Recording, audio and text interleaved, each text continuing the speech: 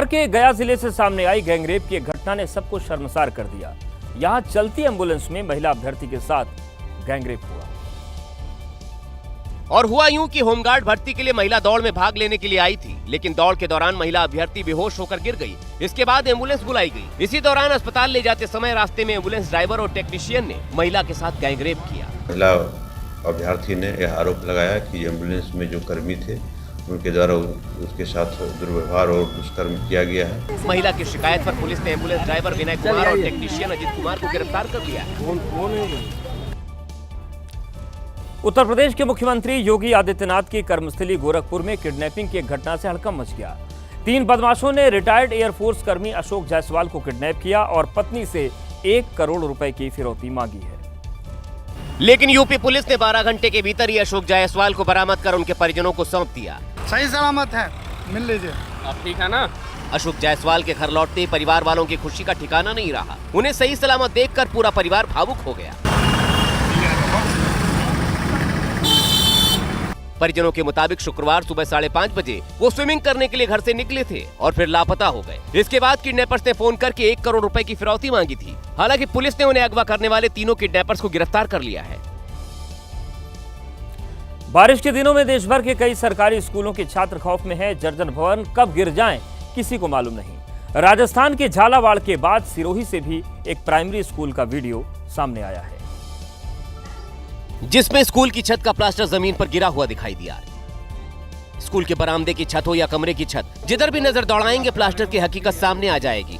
ये school Abu road के पांडुरी बंजारा फली में है। बताया जा रहा है कि अचानक छत का प्लास्टर गिरने से यहाँ हड़कंप मच गया। गनीमत रही कि प्लास्टर छात्रों पर नहीं गिरा। इस हादसे में यहाँ बैठकर पढ़ाई कर रहे छात्र बाल बाल बच गए। इस स्कूल के 2 कमरे पहले से ही जर्जर हैं। इसके बारे में कई बार अधिकारियों को बताया गया, लेकिन कोई संज्ञान नहीं लिया गया।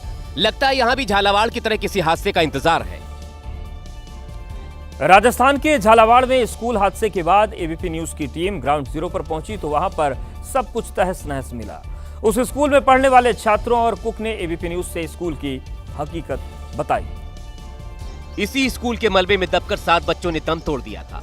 वहां पर सिर्फ बर्बादी के निशान बचे हैं। हादसे के शिकार छात्रों की किताबें अभी भी दबी हुई हैं। ये स्कूल का कैंपस था, अंदरूनी हिस्सा था। पीछे की तरफ 2 कमरे थे। ये जो बाईं तरफ का हिस्सा आप देख रहे हैं, टीचर्स ने सारे बच्चों को इसी क्लासरूम में बिठा दिया था।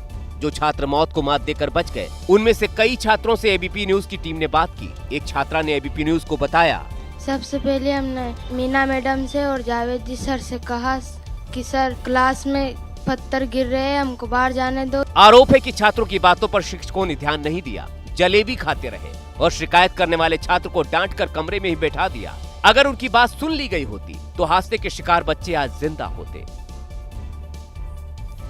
राजस्थान में जर्जर स्कूलों के लिए 211 करोड़ का फंड दिया गया था, लेकिन किसी ने मरम्मत कराने की कोशिश नहीं की। और जब 7 बच्चे काल की गाल में समा गए तो माननीयों के लिए अस्पताल तक जाने के लिए कुछ ही घंटों में एक नई सड़क गढ़ दी गई, ताकि सांसद, विधायक, मंत्री जी को घायल बच्चों को देखने के लिए आते जाते वक्त कोई परेशानी ना हो।